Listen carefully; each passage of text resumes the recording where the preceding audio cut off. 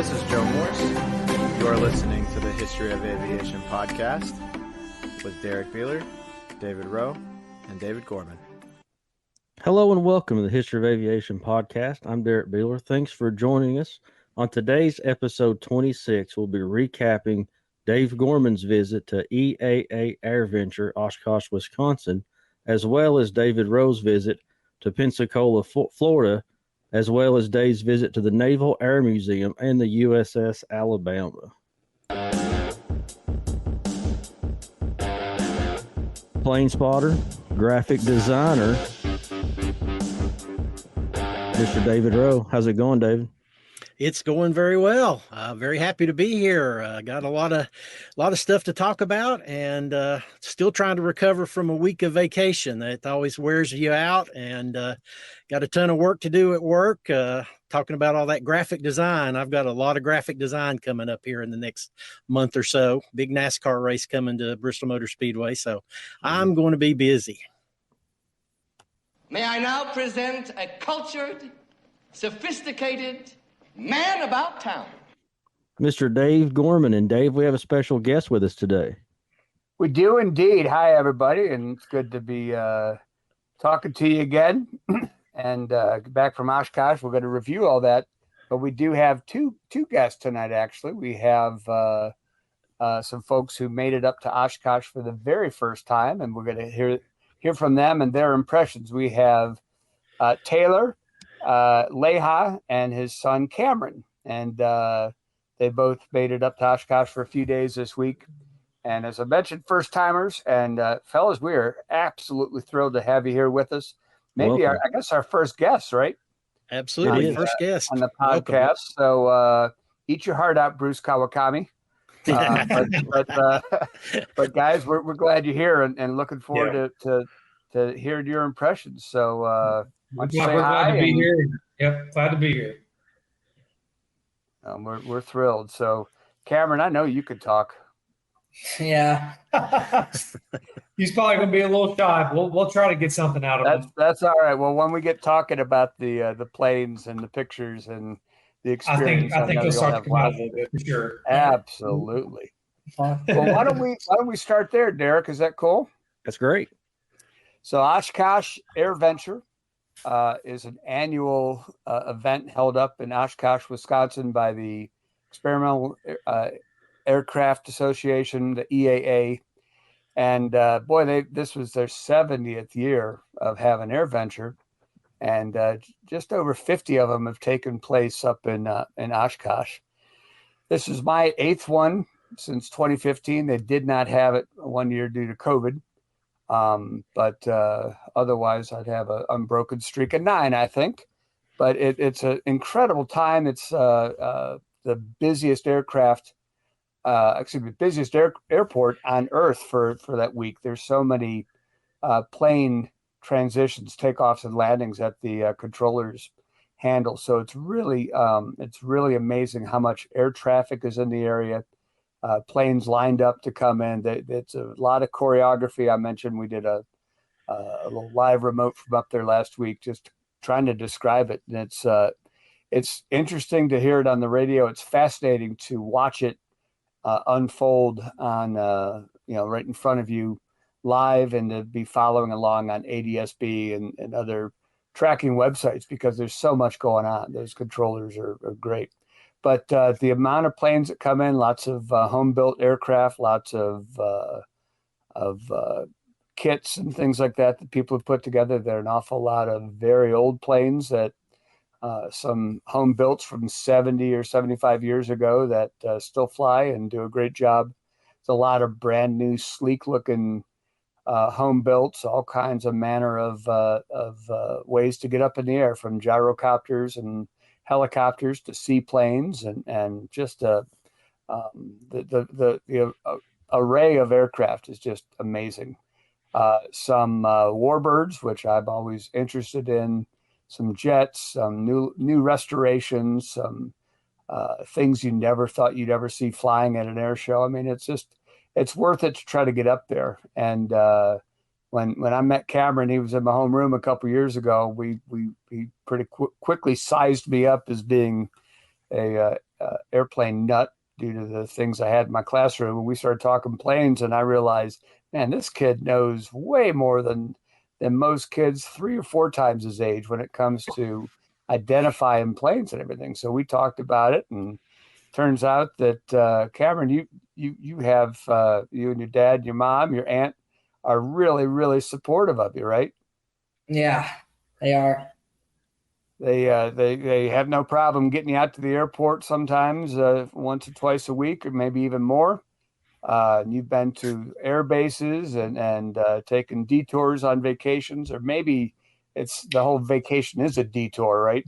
To go by and see some things. So what are some of the, and we're going to get to your Oshkosh experience here in a moment, but what were some of the bases that you guys have visited in the past? Some of the sites that you've been spotting before. Eglin Air Force Base. Eglin, Florida. Yeah. Yep. Pensacola. Yeah, Pensacola. Definitely Pensacola. Yeah. Now, real quick, I will say the Pensacola one is really special. I don't know if Dave, Cameron, did you tell Dave about the Pensacola one? I don't think I did. So this was, what year was it? I think 2020. And it was 2021. COVID was kind of just, I shouldn't say over because it's never over, but things were getting back to normal. And we were going down, and believe it or not, we had no clue if we were going to see the air show for the Blue Angels because of COVID. It was their return home show, and I believe it was November. Is that when they do it, Cameron? November. So here we are, just literally traveling to Pensacola, having no clue if we're going to see this air show, if we're going to get into the Air Museum or anything. And that was really on our vacation plan list, was just to see the Blue Angels. So we had nothing else to do. So if we were going to get down there and the Angels weren't flying, I don't know what we were going to do. I guess, see the beach or do something. But it turns out they had just opened the museum and the air show to the military families. What's that? It was closed when we were there. Yeah, it was closed. So only military families were allowed to go in. Civilians weren't allowed to go in yet due to COVID. And the guy at the gate getting into the air base told us there's a little island just right before you get to the gate that you can go sit and maybe see some planes. Well, little do we know, for 2.5 days, the same time every day, about 10:30, we got a full-blown show of the Blue Angels from a little remote island by ourselves. Nobody else was around. Wow. I mean, it was literally just me, my wife, Danica, Cameron, and, of course, his Aunt Anna. And we saw the entire show. I mean, they flew right over our heads. They did everything they were going to do in the show for 3 days. And it was just us. And it felt just like a personal, like they were there just for us. You know what I mean? They weren't, but that's what it felt like. It was the craziest thing I've ever seen and felt, and it was just unbelievable. So yeah, not to cut in, Cameron, about other air bases, but that Pensacola one was pretty special. That's fantastic, and that hooks you really good, doesn't it? Yeah. So there's a few more though, Cameron, you've been to. Charleston. Yep. We did Charleston. That was really cool. Warner Robins. Yep. What was the other one? Atlanta? Dobbins. Yep. Reserve. Dobbins Reserve. Nothing too. No, was it Warner Robins? That's not too active there every time we go. We didn't see anything when we were there. Yeah, we've been there a few times, and unfortunately, now that wasn't for an air show. That was just to take Cameron to a different air base to maybe see some airplanes. But yeah, gosh, what else is there, Cameron? And of course, Oshkosh was our first time. I don't know anymore. Of any other ones. Yeah, those are the main ones so far that we've been to. Well, you've covered a lot in the Southeast, that's for sure. And yes, these are bases where you're bound to see some interesting traffic, even if you didn't see anything at Warner Robins. I mean, there are some. What are the Dave? What is it? The E8s, isn't that where they're based out of? Yeah, one campus. Command control. Yes, correct. Yeah, they fly out of Warner Robins regularly. So, you have a chance of seeing those things anyways, but you can watch it on an app or over the computer. You can go in person. It's a lot better if you catch them in person for sure. I think the hardest thing for us to get Cameron was trying to get him during the weekdays was really hard because of work and school. Yeah, sure. It seemed like most of their activity, of course, was during the weekdays. So when we got there on the weekends, it was just kind of hit or miss for sure. But every now and then we saw some cool stuff coming out of those places. Yeah, absolutely. So still pretty special. And you made this decision, to go up to Oshkosh, where you can't help but see some pretty cool stuff. So, and I know that in talking with you and your wife and with Cameron, there's so much that goes into. It's a long drive. You got to find a place to stay. You got to take care of tickets. There's a lot of work that goes into it, but once you get all that taken care of, it's it's laid out, and there's so much to see. It's kind of hard to take it all in. But Cameron, what were some of the things that you saw up there that were pretty mind blowing for you? The MiG-29 and the MiG-23. They had a pair of MiGs that were, and that MiG-29 showed up last year. They're not very common on the air show circuit in the U.S., that's for sure. I saw a Russian MiG fly at the Dayton Air Show in 1990 or so. So a MiG-29. So seeing one last year up there was fantastic, but it had been, over 30 years since I'd seen one.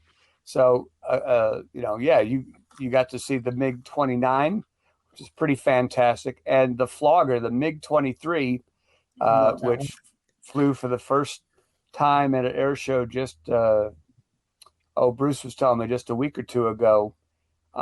It just is starting to get out to some shows. So we're very, very fortunate to see that. Boy, that is a hoss of an airplane, isn't it?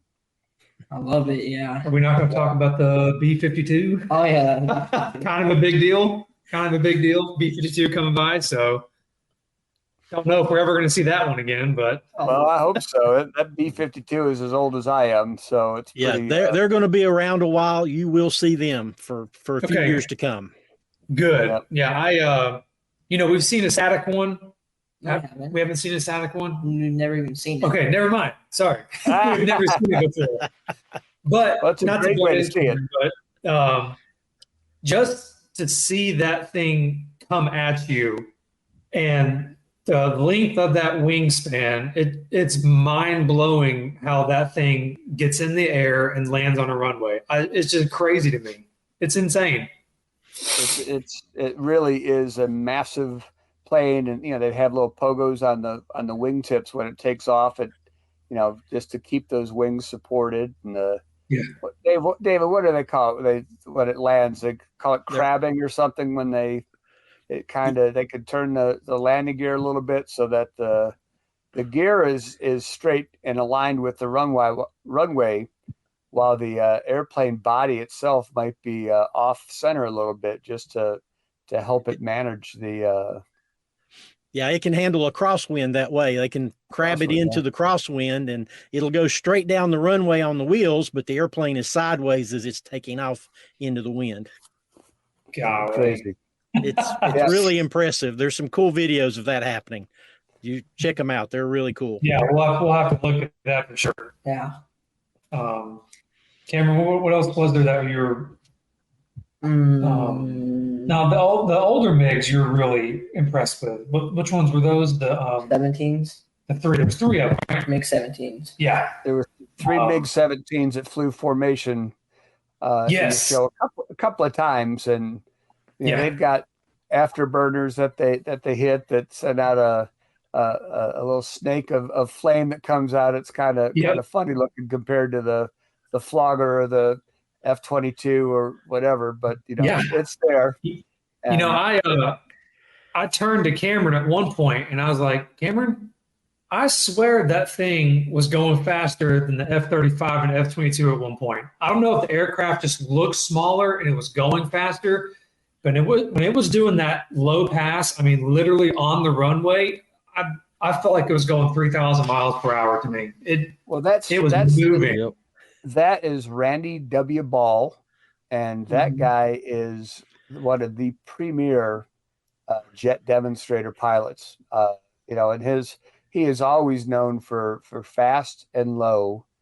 And his videos are very fun to watch because he just gets a lot out of that airplane. He's a great pilot and always puts on a great show. So I'm always thrilled to see him. Yeah. And the other one, Cameron, even though you've seen the Blue Angels and the Super Hornets, you've never seen the F-18 demo team. So that was pretty cool. Yeah. That was new for him as well. I didn't get pictures.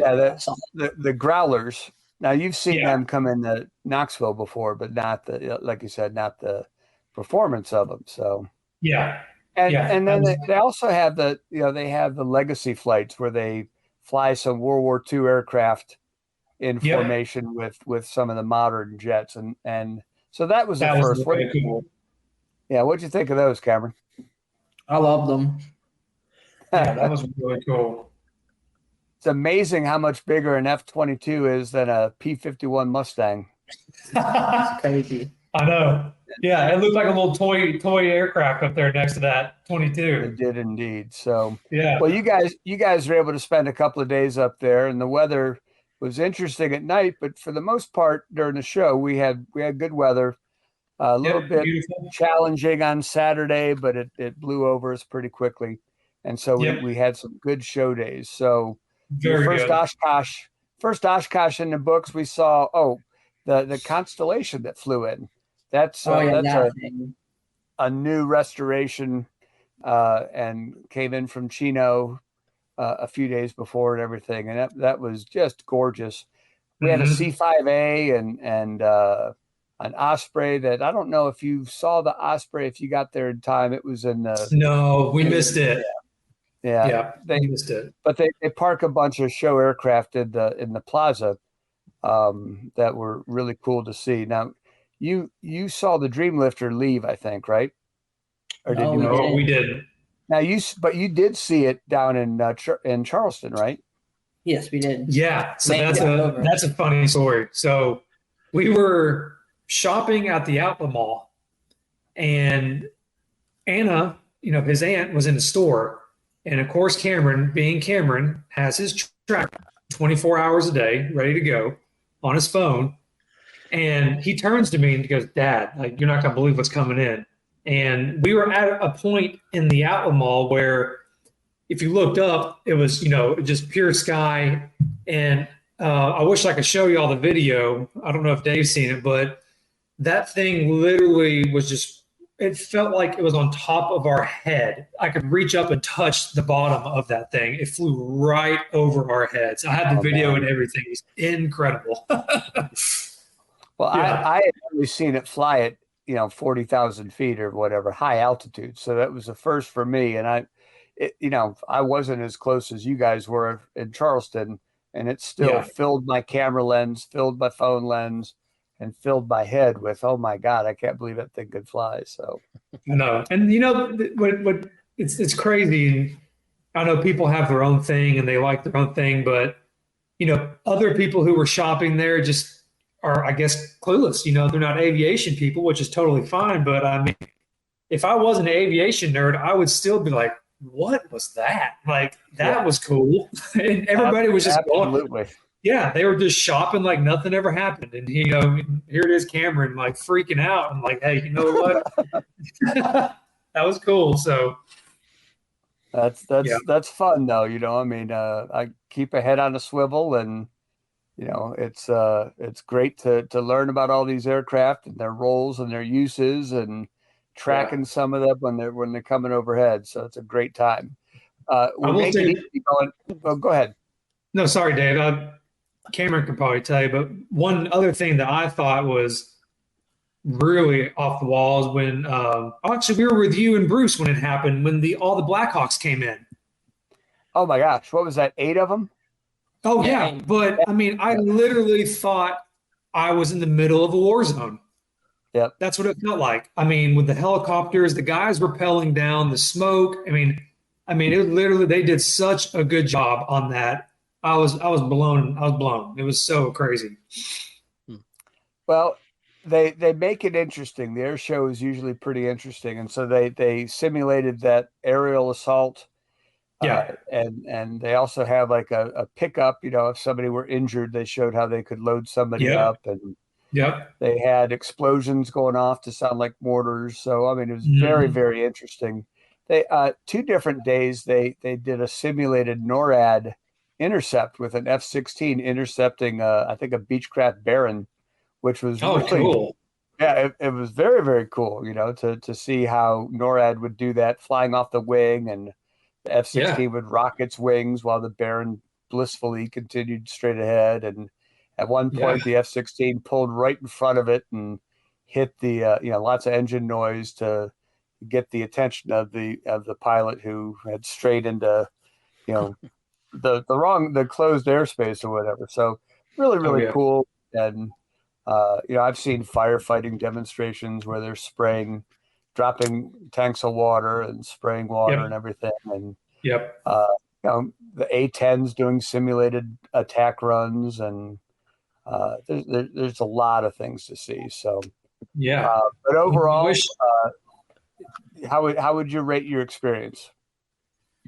10 out of 10. 10 out of 10. Of course, And- it's Oshkosh. Yeah. It's got to be a 10. If it were a 20-point scale, it'd be 20. So yeah, exactly. I will agree with Cameron. 10 out of 10, and that's coming from us only able to enjoy 2 days. So Dave, I can't imagine being as lucky as you were to be there for that amount of time you were, because I feel like we didn't even scratch the surface. I mean, I know we got to see the air show, but I mean, we barely got to walk around that place to see all the vendors and the static and everything. I mean, I obviously got to go see the big C5 and stuff, which is right in the middle, but I mean, we just didn't have much time to go around. I felt like we needed hours and hours to go enjoy everything. But yeah, Well, maybe next year we can go a few extra days. There you go. your plan is working perfectly, Cameron. Yeah, yeah. So, no, Well, 10 out of 10 for sure. I've never felt like I've been there too long, and I've Yeah. gone for 8 days every time. We go up on Saturday and come back the following Sunday. So Yeah. that's a big commitment, but I've got the time, with my schedule, and my wife has always been really supportive and she has no interest. She's glad that I love it, but she went to a few air shows early on, and she's like, okay, I don't have to do this again, do Good I? to go. So it works out just fine as far as all that goes. But Sure.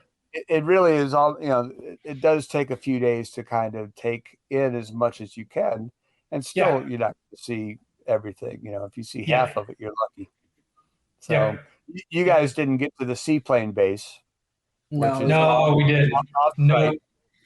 but that's fantastic. There are places where the ultralights are flying, and places where the home builts are, and they have airplanes that are being judged for competition, and the cleanest restoration, or the Golden Wrench Awards that they give for best looking airplanes, and newest restorations and most authentic. It's a huge trade show, and there are people there who the air show is kind of secondary to why they're there, because they're up there selling aircraft or parts or training or hardware or software or all the things you need to fix your plane, repair your plane. They have seminars on how to build planes, how to weld, your frame, and how to apply the dope to fabric, whatever you're doing. So it's very comprehensive, and it's, as you say, it's a lot to take in. But I'm so glad that you guys were able to get up there.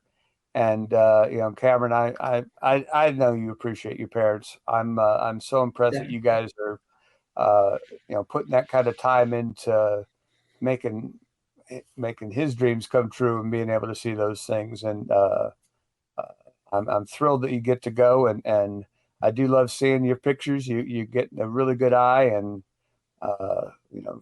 finding cool angles. There's lots to shoot at, up at Oshkosh, but you're getting some good pictures at McGee Tyson. You guys stopped at O'Hare on the way back home, didn't you? So you That was didn't pretty have enough. special. Yeah. You didn't have enough up at Oshkosh.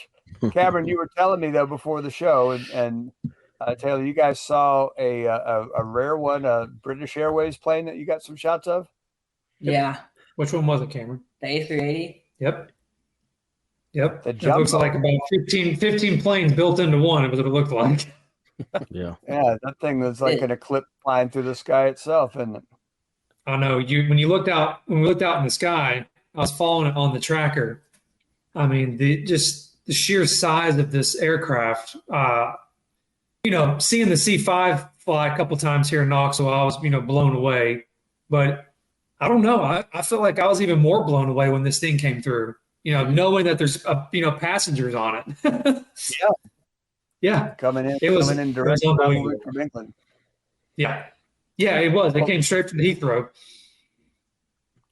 Well, Cameron, if you get a chance with some of your pictures, if you want to share them, once we get the podcast posted on the Facebook page, you could go in there and comment if you want to share some of your pictures that you took. We'd love to let some other folks see them if you're okay doing that. I know you put them up on your own page and everything else, but I'm sure people would like to see what Oshkosh was like through the eyes and lens of a first timer going up there and taking it all in. So congrats on going.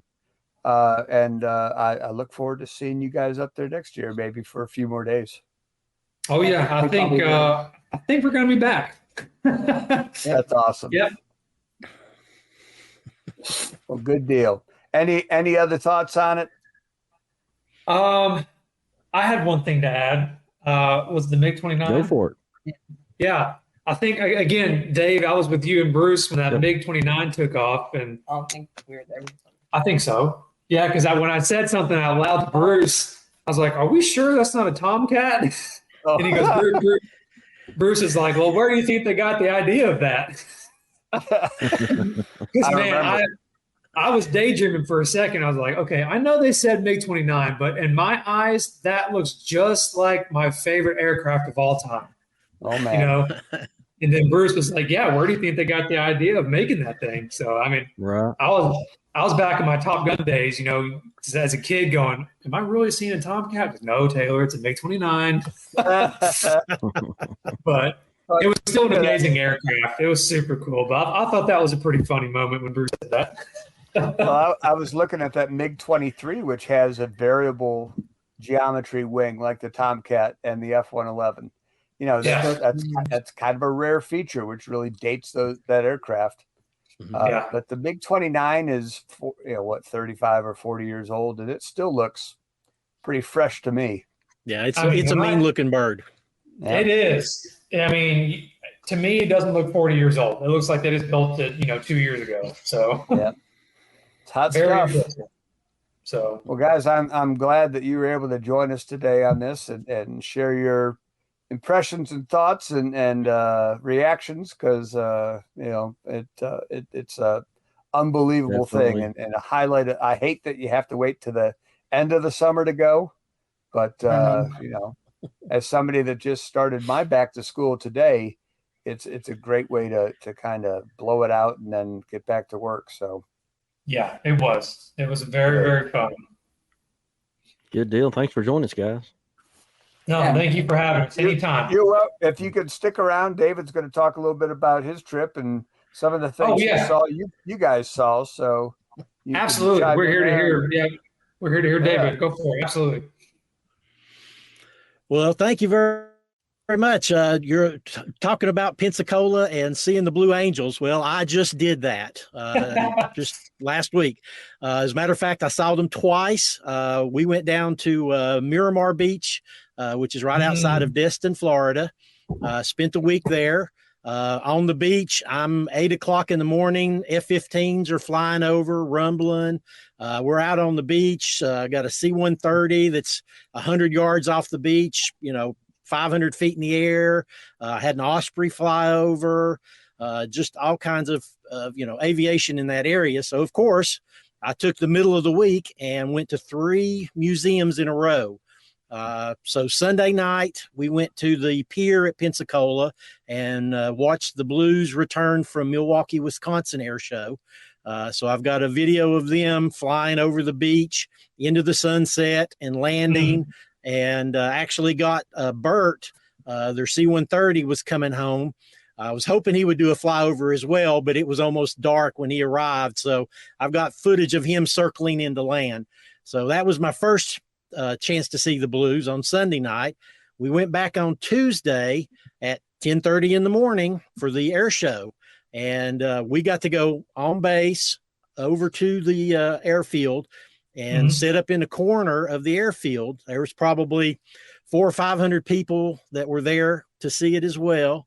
And they did the entire full show, a high show, got to see it all up close. Bert flew, the C-130 did a demo first, and then the Blues flew everything.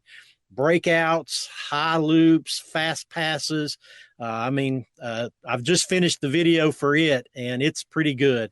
No music. There was one guy giving commentary, so you know what's coming, but it's fabulous. Great show. I mean, if you get a chance, go do it. So on top of that, the museum is now open to the public. So I went to the museum for the rest of the day. And you talk about a top flight aviation museum. Naval Aviation has got some amazing aircraft. We're talking, they've got a replica of the very first naval airplane.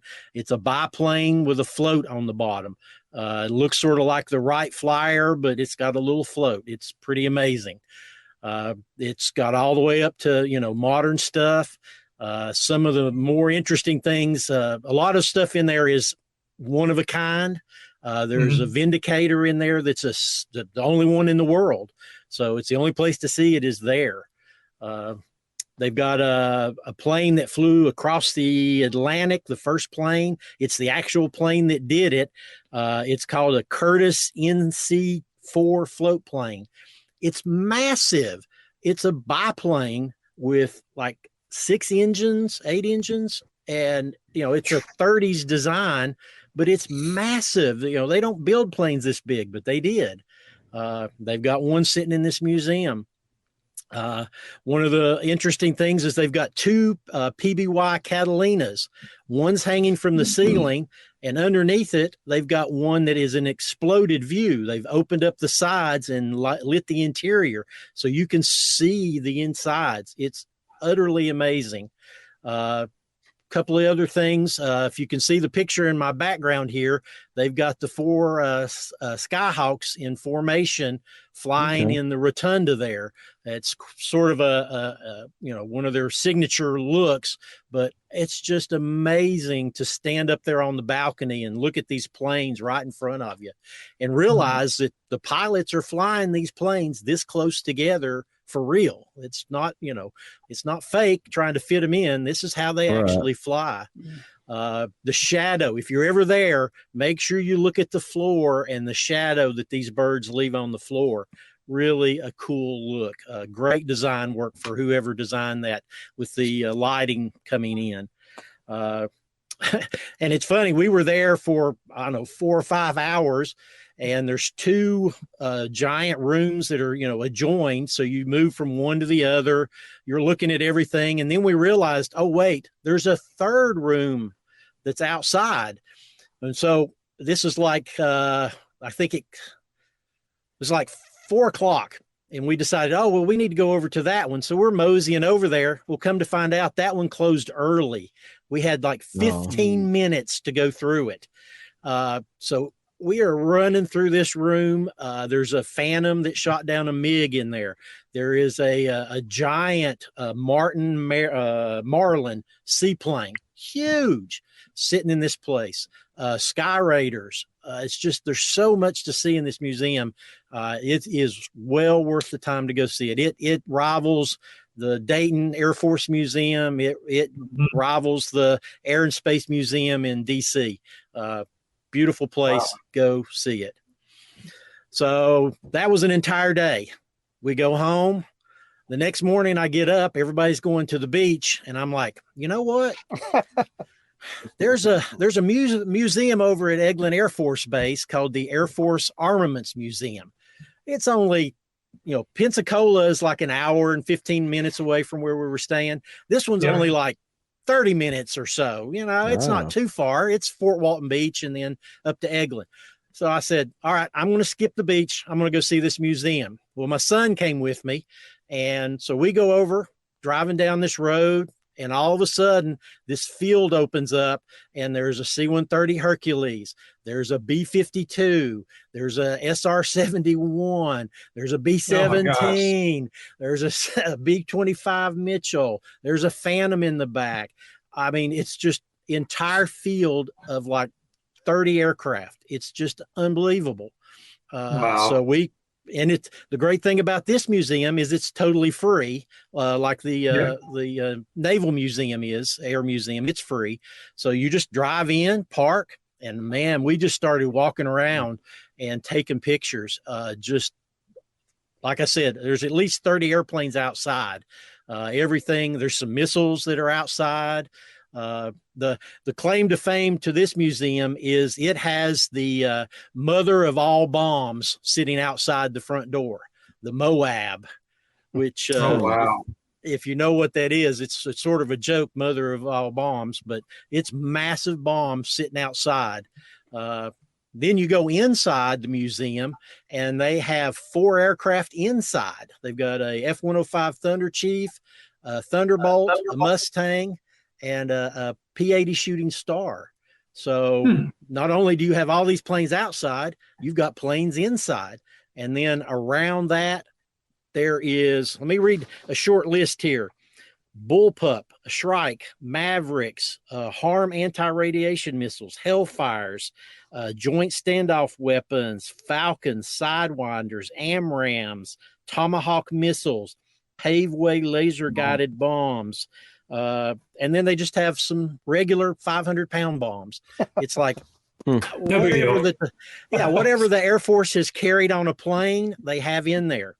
Yeah. And probably the most impressive thing is the one side of this museum is a gun gallery. The gun vault is what they call it.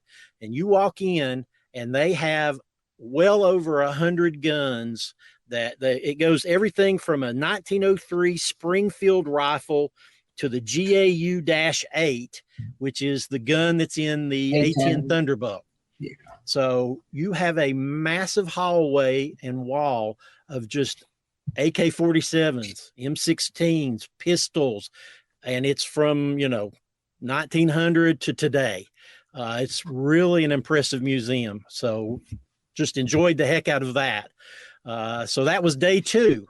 So day 3 was the USS Alabama, which is a battleship in Mobile, Alabama. And, I've been to the USS North Carolina. I've been in Charleston to the Yorktown. So I'm only 2 hours away from this battleship. So I've got to go to it. So third day in a row, I get in the car and I take off down the road, down Florida into Alabama. Well, interesting, as you're traveling down I-10 in Florida, as you get close to Pensacola, I look up and there's a Blue Angel Skyhawk at the rest stop as I'm driving by. And I turn around and went, what? So I go down, do a U-turn, drive back, and I take pictures of this Skyhawk that's on a pole at a rest stop going westbound. So it's like, wow, I didn't know that was there. So I get back in the car, go to the Alabama. The Alabama is if you've ever been in a big battleship, they're huge, they're smelly, they're hot. You've got to climb a lot of stairs up and down. To be a sailor on a ship like this, I just can't imagine the sounds, the smell. You're on the ocean, you're rocking, and, the Japanese might just sink you. It's just, really just, it's amazing. I have all the respect in the world for the sailors that did this. It's amazing. So it's a great battleship, lots to see, all kinds of rooms. I mean, you can see the, food, you can see the weapons, you can go into the turrets of the big guns on it. Super, super well represented. They also have a submarine there called the USS Drum, World War II submarine.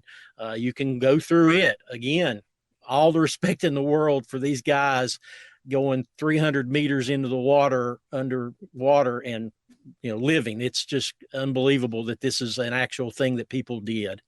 So you got these two ships. Well, around this is a giant air park that has a B-52 again, a SR-71 that has F-18s, another F-105 Thunder Chief. They have tanks. They have a C-47 Skytrain. They have a Tomcat there, actually. There's a model Tomcat there. So if you like that, go see that one there.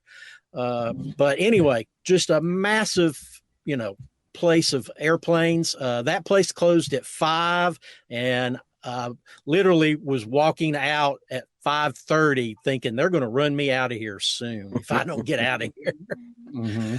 So I had 3 days in a row of just 3 excellent museums. They were really well put together, showed a lot of really great aircraft and, ships. And I just really enjoyed it. And then went back to the beach the next day and cooled off. So loved it. But did you remember to take your camera, Mr. Rowe? Let's see. I counted it up. I have over 5,203 pictures that I took for the 3 days. Wow. Okay. Plus, I shot, a full Blue Angels performance and a Fat Albert performance, and that doesn't even include the stuff that I shot on my phone. That I haven't even counted how much is on there. Good. Definitely a good trip for sure. Well documented. You saw some great stuff. Very, very well. Oh, yeah. It's just, it wasn't Oshkosh, but I'm telling you what, go down there and see these museums. The Naval Air Museum, 100%. It's really nice. I'm looking forward to going back because it's been closed for a while and, they've had restrictions. I went back in 2009 and there were planes there that I'd heard of, seen pictures of, had never seen. You saw a Cutlass. Yes, exactly. First time I've ever seen a Cutlass, the gutless Cutlass. It's a big old plane too. I got to tell you. They've got that's a pretty example they have down there. It looks shiny and new, doesn't it? It sure does. Another thing, I don't know if you all, I'm kind of getting in the weeds here, but have you ever heard of the Guardian or the Marauders that the Navy flew? No. Yes. They are single person. It's like a Sky Raider on steroids. These things are huge for a single pilot to fly and land on a boat. Just beautiful, big old airplanes. Just had no idea they were that big, having not seen one in person. They had a Coronado, which is a PB-2Y Coronado. It was Howard Hughes used to own it. Going back to somebody we've talked about in a previous episode on the history of aviation. It's one of his planes. It's massive. I'm standing there. It's made like a B-24. It's got the big twin tails, and it's just big and fat and floats on the ocean. It's amazing. Just amazing stuff. But I was interested because I had my dad with me, and he had spent time in the Marine Corps as an aircraft mechanic, as I've mentioned before. They had an FH-1 Phantom there, which was the original Phantom jet. Yes, they do. Seriously underpowered, straight wing, and nothing at all like its later F4 Phantom counterpart. But Dad had worked on those at the very tail end of his Marine Corps career, and talked about how underpowered they were. Well, I got a picture of him standing in front of it, which I was thrilled to be able to do, and he was thrilled to reunite with one again because it'd been a long time since he'd seen one. So it's definitely worth picking up and visiting. And I know several folks, including Bruce, who are anxious to get to Pensacola and see it now that it's back open to the public. Well, I've got to go back because there's an entire outdoor section where where they go to watch the Blues. There's a big open ramp of aircraft parked out there, and as soon as the Blues finished, they kind of push you back to the museum. So I didn't get to see anything that's out there. There's a vigilante out there on the ramp, and a couple other things that I'm not sure what they are yet. I've got to look it up. But I didn't even get there. So yeah, I'm ready to go back and revisit and see some things I missed. Well, that's I think we all have that kind of being the theme for this. You can't see it all. No. It sure would be great to be able to. So we all have places to get back to soon. We don't have to wait you can go to Pensacola next weekend if you wanted to. Oshkosh is once a year though, Cameron. So you get all this time to think about it until hopefully you get to get back there sometime. So definitely worth it. Well, guys, I definitely enjoyed it, and a very special thank you to Cameron and his dad, Taylor. Thanks, guys. No, so much fun. Thank you all for having us. Well, we're glad to be able to share this passion and to see the bonding in your family is something that is admirable. It's something that means a lot to all of us. And we're like, man, this is so great because, it's y'all are living a pretty good life being able to do these things together. And, Cameron, you appreciate it too. You study it. You're not just like, oh, what a cool plane. You know what it is. And if you don't know, you find out and being able to have conversations with you about all these things that you see. So it's more than just something to kill some time. You guys put a lot of effort into it, and I am so appreciative and admire what you all are doing as a family, and want to encourage that. Keep that up. It's great.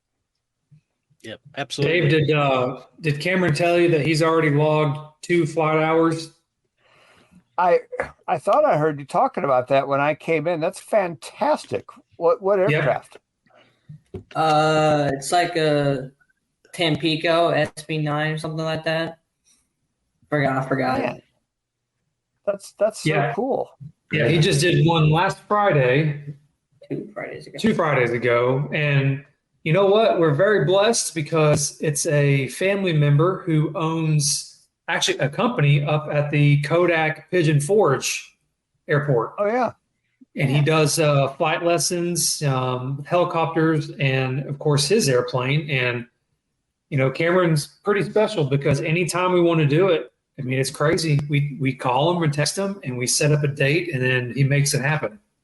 So, excellent. That's awesome. Awesome. Yeah, he's got 2 hours on his book, so I think that's pretty cool. And you have a logbook, right? Yeah. I mean, if you're going to have loggable hours, you got to have a logbook. Got to log it. More efficient. Oh, yeah. So. Yeah. So that's many more hours to go. So he's excited. Well, if I hope at your first day at high school next week, the teacher gives you an assignment, what I did on my summer vacation. You got to see some cool stuff, and I know you'll keep it up. So thanks you guys for coming on. It's been great having you here. Thanks for having us. Yeah. Thank you. It was awesome. And to our listeners, please, we hope you enjoyed it first off, and please leave us a comment in the down below section. And for David Rowe, Dave Gorman, I'm Derrick Beeler. Thanks for listening to the History of Aviation podcast.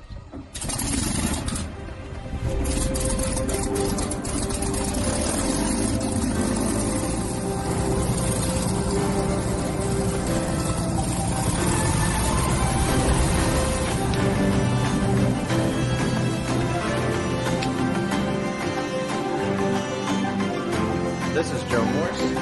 You are listening to the History of Aviation podcast with Derrick Beeler, David Rowe, and David Gorman.